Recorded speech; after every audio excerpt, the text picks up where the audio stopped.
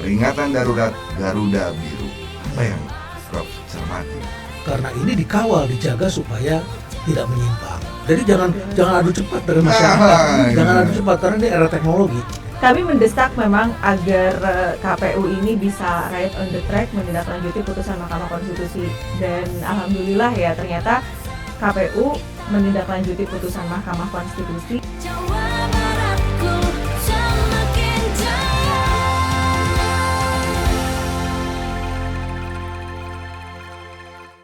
Assalamualaikum warahmatullahi wabarakatuh. Selamat pagi, Sampurasun. Rampes. Wah, hari ini hari Selasa di 27 Agustus 2024. Ini adalah podcast Pro Bono Podcast, dan ini merupakan podcast tayang perdana yang dipersembahkan oleh Komisi Pemilihan Umum atau KPU Jawa Barat, dan terkait juga dengan proses pesta demokrasi yang sudah di depan mata kita. Dan seiring seperti Anda tahu juga, hari ini di 27 Agustus adalah dimulainya pembukaan pendaftaran para calon kepala daerah, khususnya di KPU Jawa Barat untuk calon gubernur dan wakil gubernur Jawa Barat 2024. Izinkan saya Hakim dan juga ditemani oleh Syakira yang akan mengenalkan juga podcast ini seperti apa.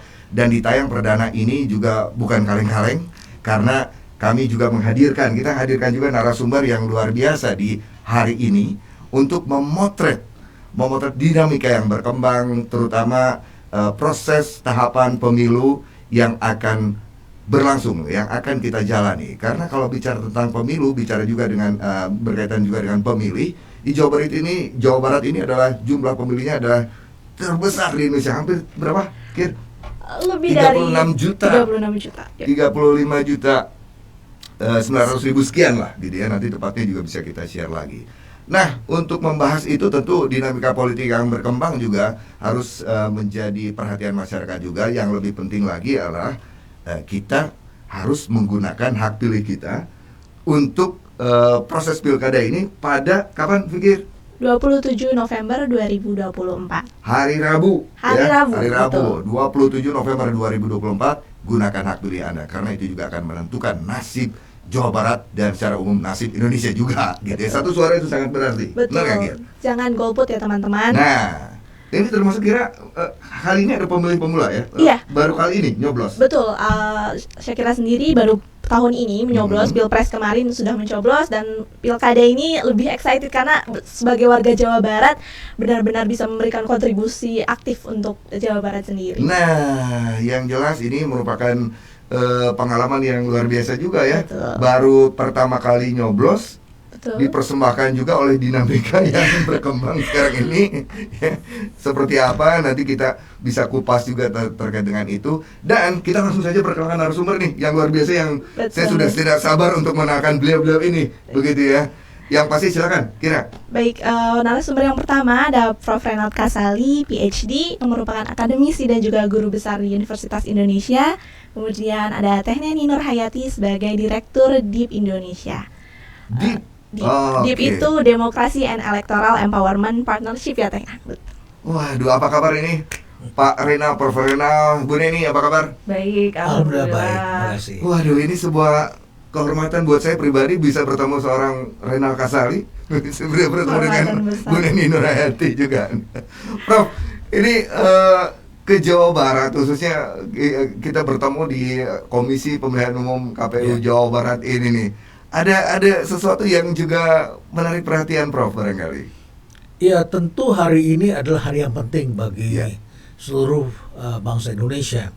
Setelah pemilihan presiden, ini adalah pemilihan para kepala daerah yang ditunggu-tunggu oleh masyarakat. Tadi disebutkan banyak pemilih muda. Ya. Tentu saja pemilih muda juga harus dijaga agar mereka bisa menggunakan hak pilihnya dengan baik. Betul. Dan Jawa Barat ini adalah provinsi dengan jumlah penduduk yang terbesar di Indonesia dan kaum mudanya terbanyak di Indonesia ya. Betul. Jadi ini juga menentukan, dan berbatasan dengan Jakarta, dikelilingi oleh kota-kota yang disebut the Greater Jakarta gitu ya.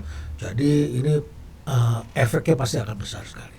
Nah, ini kita sudah mulai masuk ya, yang pasti berkaitan dengan dinamika politik. Saya ingin langsung saja ke situ dulu barangkali, karena ini yang paling terkini. Ya. yang Paling dihadapi. panas. Momentumnya juga sekarang 27 Agustus dimulainya juga untuk pendaftaran calon kepala daerah. Dinamika yang berkembang. Peringatan darurat Garuda Biru. Apa yang Prof cermati?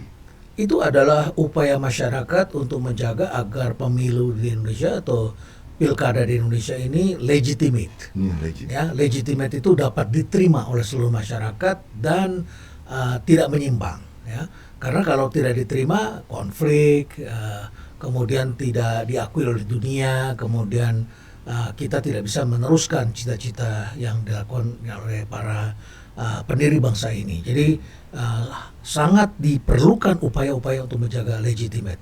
Jadi kalau ada yang tidak suka terhadap gerakan mahasiswa kemarin, ya mereka itu justru adalah pihak-pihak yang ingin melakukan sesuatu yang sebaliknya. Nah, tapi dengan adanya gerakan itu dan kemudian alhamdulillah mereka sadar dan kembali ke sana, artinya harus bersyukur karena ini dikawal, dijaga supaya tidak menyimpang. Nah, supaya tidak menyimpang itu dari awalnya. Karena awalnya apa? Ketetapan hukumnya harus benar. Ketetapan hukum benar dilaksanakan dengan melaksanakan hukumnya itu dengan baik, kemudian transparan, kemudian nanti seterusnya itu pasti ada cara-cara lagi untuk kita menjaganya. Jadi itu peringatan itu kemarin itu alhamdulillah langsung serentak masyarakat turun dan kemudian kita melihat berkebalikan jadinya berkebalikan. Nah, itu adalah salah satu upaya masyarakat untuk menjaga agar pilkada kita legitimate. Nah, itu gerakan masyarakat yang spontan saya pikir ya, Prof ya. Spontan. Cepat sekali kan? Cepat sekali itu. Cepat sekali karena yang buat Ya. undang-undangnya juga cepat-cepat. Masyarakatnya tiba-tiba juga bisa cepat. Jadi jangan adu cepat dengan masyarakat. Jangan adu cepat karena ini era teknologi. Iya, iya. Itu luar biasa karena yang jelas ada banyak kalangan yang turun juga begitu ya. Ya. Dari kalangan mahasiswa sudah pasti, kalangan pekerja ada, selebritis juga ada turun. Gitu ya.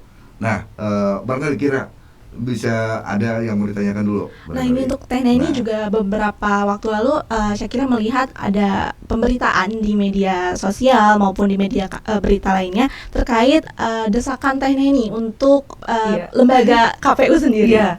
Iya betul, karena memang kemarin kan karena tadi Pak Renal sudah menyampaikan proses untuk pengesahan RUU Pilkada yang cepat kilat Iya. itu, kita tentu hanya bisa berharap kepada KPU karena KPU bagi saya menjadi bola panasnya ada di KPU. Apakah KPU akan menindaklanjuti putusan Mahkamah Konstitusi atau kemudian sama menjadi konstitusi seperti DPR. DPR itu kan kita berharapnya Dewan Perwakilan Rakyat, tapi justru yang terjadi jadi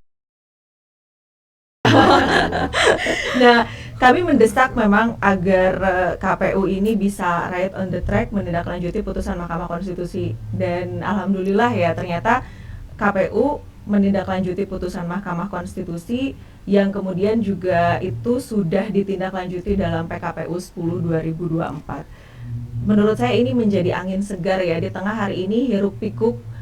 Kita tahu calon tunggal yang akan marak gitu ya, hadirnya calon tunggal di Pilkada 2024 dengan hadirnya putusan Mahkamah Konstitusi ini saya kira ini menjadi banyak solusi alternatif ya pemimpin-pemimpin di daerah yang nanti itu menjadi pilihan masyarakat gitu. Jadi tidak diborong semua partai politik gitu ya. Hanya untuk kepentingan politik tertentu dan kepentingan pragmatis juga transaksional. That's demokrasi, Prof. Iya. Barangkali masyarakat diberikan banyak menu pilihan. Betul. Ketika masuk restoran itu kan banyak menu pilihan, kita bisa memilih banyak, akan lebih mengakomodasi keinginan masyarakat itu yang Dan penting. membuat orang nyaman karena ada Nah, pilihan. Betul. itu. Nah, ini yang juga semangatnya yang sepertinya sama. Kalau dicermati, Kir, beliau ini Prof. Renal Kasali ini adalah founder dari Rumah Perubahan. Ini Rumah Perubahan ini apa kabar sekarang dan sepertinya ini menjadi momentum yang juga punya semangat yang sama seperti itu, Prof. Kami selalu mengawal masyarakat agar siap menjalani perubahan karena perubahan itu adalah pertanda kehidupan ya. Perubahan itu bisa tidak membuat kita nyaman, tetapi tanpa perubahan tidak ada kebaruan, tidak ada kemajuan. Jadi perubahan itu penting sekali untuk kita cermati. Nah, namun perubahan itu jangan sampai bersifat destruktif, merusak. Nah, kami melakukan diskusi-diskusi. Kami misalnya saja ketika terjadi perbincangan tentang politik, dan ini panjang ya, karena dimulai dengan pergantian gubernur menjadi PJ gubernur, Ya.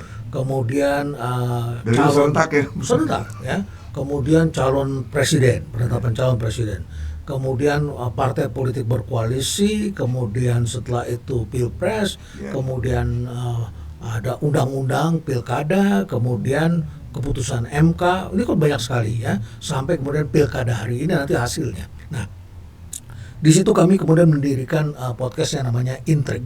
Intrik. Intrik itu adalah mengajarkan kepada orang-orang bisnis dan orang-orang non politik agar paham dan bisa mencermati politik yang benar. Begitu. Itu pertama, kami edukasi. Kedua, bersama dengan DIP kami turut mendirikan School of Politik ya. Sekolah politik. Sekolah politik. Tujuan kami apa sekolah politik? Ini bukan kursus. Ini adalah sebuah gerakan agar kaum muda itu melek politik dan bisa menghadirkan politik yang berintegritas, politik yang berkeadaban ke depan ya. Jadi kita ingin melahirkan itu, sehingga kalau jadi gubernur, jadilah gubernur yang benar-benar amanah ya, dan transparan. Kemudian kalau jadi wali kota juga demikian, jadi presiden juga demikian. Kita bercita-cita agar kaum muda itu kelak siap untuk menjalankan proses ini dengan lebih baik. Jadi di Rumah Perubahan kami setiap minggu itu ada komunitas yang datang berkegiatan, karena kami berada di perbatasan Jawa Barat dengan Jakarta. Jadi in between, makanya kami beri nama tempatnya Jakarta Escape. Jakarta Escape. Kalau Jakarta Escape itu artinya sebenarnya Jakarta coret. Jadi begitu kami keluar pintu, ada plang Jakarta, ada coretannya begitu. Oh, ini perbatasan namanya ya. Jadi orang Jakarta ke tempat kami tidak jauh, orang Jawa Barat ke sana naik bus, tinggal turun sebentar, 15 menit sampai di tempat kami, begitu ya. Jadi kita menggerakkan itu supaya masyarakat siap berubah. Tidak hanya dalam politik, dalam bisnis. Ini injury time misalnya. Ini kan injury time ya. Dalam waktu singkat ini banyak orang yang mencuri kesempatan, mencuri bikin undang-undang yang menyesatkan, bikin peraturan, bahkan membuat aturan ekonomi yang merugikan masyarakat. Pajak itu mulai dikerahkannya di situ, mencari uangnya di situ, perizinan di situ, perang dagang di situ. Jadi dalam injury time ini kita harus bikin itu terang benderang. Jangan sampai presiden sedang sibuk menjaga ini, menjaga itu, kemudian ada politisi tertentu yang menggunakan kesempatan karena mereka sedang duduk jabatan di kabinet, dan kemudian mereka menggelontorkan peraturan yang akhirnya membuat presiden kemudian jatuh dan tersudut karena ulah dari orang-orang di masa injury time ini. Aduh, beragam motivasi, beragam latar belakang juga. boleh dibilang mensrea juga ya. Ya, ada Iya seperti kan? itu. Masa injury time itu Aduh. masa yang berbahaya. Ya. Jadi kita harus sama seperti misalnya kalau kita di rumah kan, pencuri itu masuknya kapan? Itu kan menjelang subuh kan, Ya. menjelang matahari terbit. Ketika kita lagi tidurnya tuh mau bangun belum saatnya, tapi tidur juga belum cukup gitu ya. Itulah pencuri masuk. Maghrib menjelang habis maghrib gitu ya. Itu pencuri masuk. Makanya kalau kita dalam mitologi atau dalam percaya dikatakan itu maghrib itu setan bergentayangan menjelang maghrib kan, begitu kan. Juga kejahatan terjadi karena injury time itu pada saat orang meninggalkan terang ke gelap begitu, itu atau dari gelap ke terang, itu ada injury time di situ. Oke. Saya ingin kemudian ini karena tadi disebutkan juga kaum muda. Prof bilang kaum muda juga banyak yang bergabung juga di sekolah politik ini.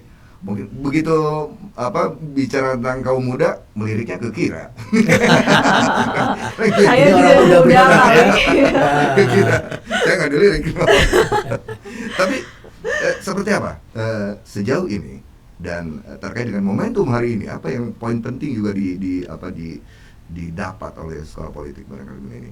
Iya, bagi kami, kenapa mendirikan sekolah politik Ya. dengan Pak Renal tadi, Pak Renal sudah menyampaikan dengan berbagai keresahan-keresahan yang ada. Kami sebetulnya ingin hadir pemimpin yang punya karakter, Ya. dan orang-orang yang punya karakter tetap ada benteng moralitas, integritas, dan juga keadaban itu tidak bisa mudah dan tidak instan. Maka memang itu perlu ada pembinaan, ada kemudian juga semacam ruang fasilitas untuk di mana anak-anak muda itu bisa belajar di sana gitu. Jadi ini memfasilitasi kepada anak-anak muda, makanya kemarin di sekolah politik ya Prof ya, yang banyak sekali teman-teman dari anggota DPRD provinsi, kemudian kabupaten kota yang menjadi peserta di sekolah politik. Karena kami harapannya demokrasi itu bukan hanya demokrasi yang sekadar prosedural saja, hanya untuk menghasilkan kepemimpinan meskipun memang legitimate. Tapi kita tentu berharap anak-anak muda ini bisa fokus juga mengawal demokrasi yang substansial. Karena kalau bicara soal pemilihan serentak 2024 nih, bukan hanya sekedar memilih gubernur, bupati, wakil bupati, wali kota, dan wakil wali kota, tapi bagaimana mereka juga dituntut untuk bisa menyelesaikan dan mencari solusi berbagai problematika dan dinamika yang ada di masing-masing daerahnya. Sehingga kita tentu berharap ke depan itu bisa ada proses progresif berkemajuan yang menurut saya visi misi itu bukan hanya sekedar wacana saja, tapi yang paling berat itu kan adalah implementasi nyata. Betul. Nah, untuk membuat visi misi saja mereka kadang-kadang juga bingung ya, apalagi sekarang ada AI. Udah aja nanya sama AI visi misi untuk calon kepala daerah tuh apa aja, tanpa dilihat sebetulnya apa yang menjadi kebutuhan daerah, apa yang menjadi keresahan daerah. Hari ini anak-anak muda misalnya, kita diperhadapkan dengan berbagai macam problem ya, mulai dari pendidikan, kemudian ekonomi, kesehatan mental juga. Nah, bagaimana mereka semua juga para calon pemimpin ini memikirkan hal itu. Nah, kemudian di sekolah perubahan ini kan ada di sekolah politik rumah perubahan ini ada banyak yang kita kemudian ajarkan di sana, case-case tadi yang masing-masing di provinsi ataupun kemudian daerah-daerah, sehingga mereka ya tidak menjadi calon pemimpin yang instan begitu saja, tapi memang ya mereka punya karakter untuk membangun. Tadi Pak Renal selalu menyampaikan transformasi perubahannya itu seperti apa, apalagi di era tantangan hari ini yang saya kira tidak mudah.